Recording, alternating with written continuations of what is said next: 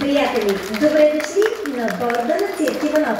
Очаква ви един вълшебен полет с продължителност 120 минути. Аз, главният пилот Деси Иванова и нашият главен стюард Лъвчето Гого ще ви покажем кратък инструктаж за безопасност по време на полета.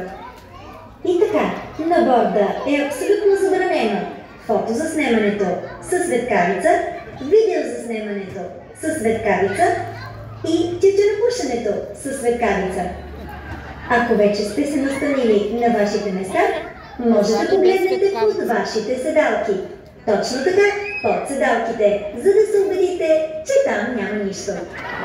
Пожелаваме ви приятен полет под купола на Цирк Иванов.